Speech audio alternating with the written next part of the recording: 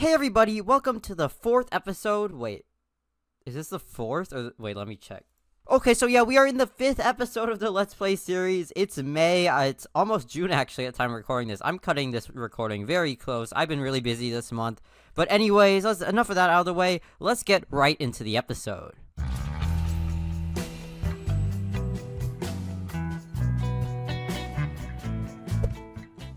So if you don't know what this series is, basically I've been uploading a video every month until the end of the year, and go and check out the first 4 videos before watching this one, or if you're watching this video later, I guess you can watch all of the videos. That's kind of weird. But anyways, last episode we built the auto seller here, which will automatically take the wood from right here into the wood drop off, and this episode I have 2 major things that I would like to do, the first of which being I want to connect up the auto seller to my sawmill system, just so that I can actually sell the wood very efficiently. And the second thing that I would like to do is build up some of the entrance area here, these things specifically, the security wings, and I want to do some of the logic there too. And by logic, I'm just referring to all of the contraptions that will keep the vault safe from intruders. Like, for example, I'm going to have a changing, I don't know what the proper terminology is. I'm gonna have it so a key card changes depending on what day it is in Lumber Tycoon 2.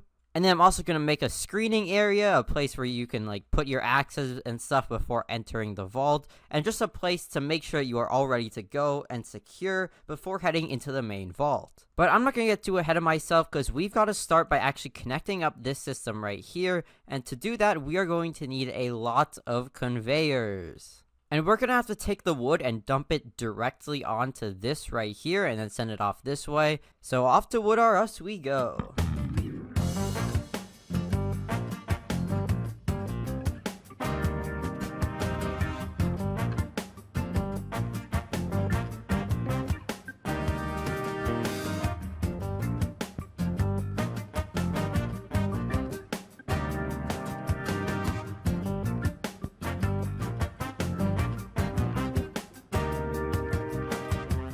Okay, and that's all of the conveyors already and set up, and now what we need, well, not set, they're in the boxes. All I need to do now is build it so it actually goes up there. And to do that, I'm not sure if I should keep the auto cutting system since I think it might slow it down, but then again, having the wood cut up into little pieces before going also helps ensure that they make it properly, so I guess for now we'll keep it like this. Anyways, to start the actual conveyoring here, we need to place the first one so that it lines up and drops the wood on top of the doors here. I guess I should probably be starting from this side since that's where the wood's gonna come from, but I don't really feel like it. Okay, fine, I'll start from that side. And yeah, so that's all the conveyors I have so far. It really looks like a lot more in my truck, but just judging by how I place these things, it looks like they will converge like here maybe, so I'm gonna need a few more conveyors.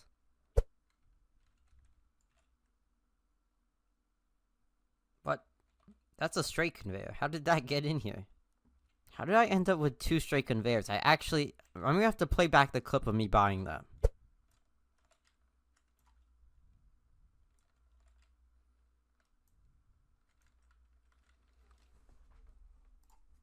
And just like that, this build is now fully done. As you can see, the wood will go in our sawmill, get cut up into little pieces, come all the way up here, and then go perfectly onto this door here, which, if we just respawn this car, boom, you will notice that this car has a conveyor property, and, oh, the door does not. What the? As I was saying a few minutes ago, all we have to do now is press this button, boom, conveyor, hooray! And actually, maybe I bought these things on purpose? I don't think I did, but I do need them actually, which is kind of weird. But anyways, this system should be fully working now, which is awesome because I've actually never built one of them fully completed until now. You know, I built one in my video, but that was kind of a demonstration. This one should actually, like, help me. And there's no better way to test that theory by getting some frostwood, because we will need some actually for what I'm going to do in the next part of the video, which is experimenting with some more logic. And as per usual, I'll try my best to keep this entertaining by like just showing the actual machine in progress, and I think I've done like 10 Icewood runs in this series so far, and it's boring for me, and it's probably boring for you guys too, so I'll try to skip over most of that. But without further ado, here we go!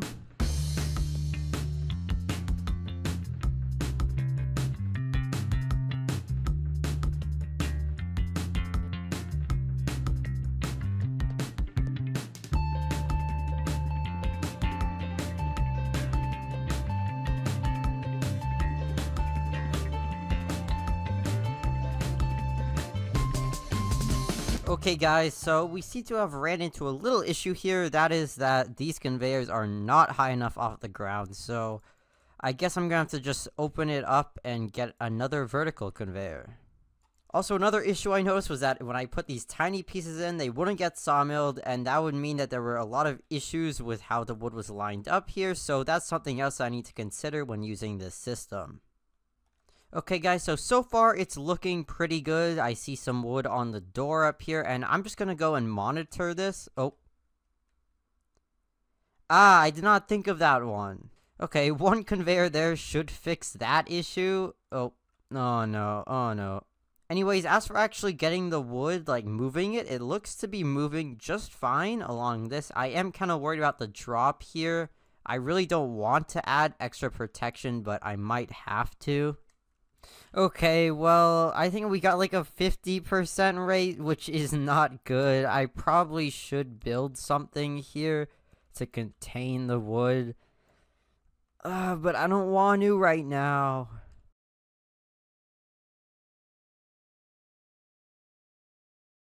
There appears to be a lot of wood out here.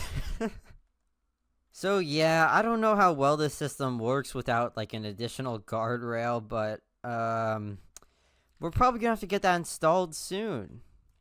Anyways, we do have enough money now to actually go and buy the 2 wood detectors. I think they're 13,000-ish. If not, I'm kind of screwed because I do not want to get more ice wood. But anyways, let's go ahead, get those logic items, and then actually start working on what I wanted to do this episode. Okay guys, so it is currently nighttime, but it's about to become daytime. The moon is setting now, and I think if I break into the store, I can actually see the prices for everything. And okay, they're only 11,000. That's not too bad, although it's still a lot of money. Okay, now that the store's open, it's time to waste all my money. Now, I really have no idea if I'm gonna need, like, signal stuff or any logic gates, because I don't know exactly how I'm gonna build this thing. I guess I'll just kind of wing it and come back if I need more. Okay, guys, we are back to the base. We have all the logical stuff, and now it's actually time to start building, and I'm a little nervous to start building, to be honest. I feel like I don't really know what, like, the style of this build is gonna be yet, and I know that I need to build at least a little bit over here in order to start actually working on this system. So I think what I'm going to do is go a few studs off the ground, and we're already 1 stud up from here, so I think 4 studs total is enough to add the floor.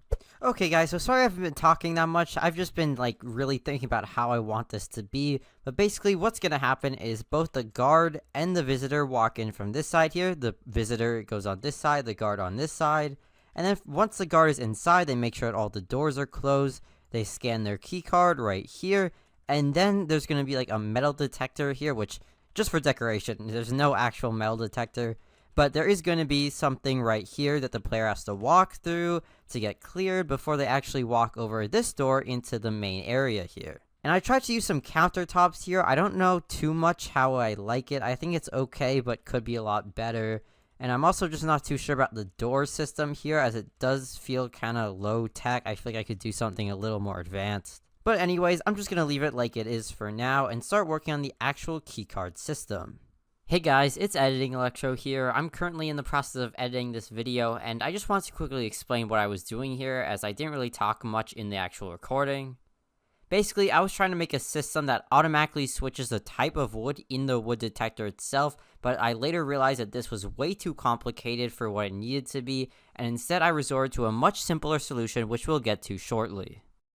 Okay guys, so unfortunately I've decided to just scrap my original concept for this system, as I think it's just going to take way too much time and space to actually pull off, and I'd rather spend that time working on something actually interesting, because I don't think this thing is too interesting. However, I am going to stick with the 2 keycard system, and to do that, I've just hooked up 2 wood detectors back to back, which does mean I need more money, but I'll work on that between episodes so you guys don't have to worry about it. And yeah, this took a lot more time than I was expecting, so I'm sorry to leave you guys on this episode ending with kind of a failure, but it's in preparation for the next episode, because the next episode is the mid-season finale. It's already the 6th episode.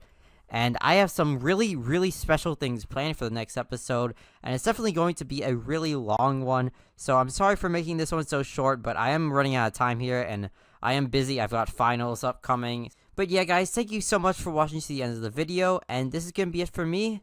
Goodbye!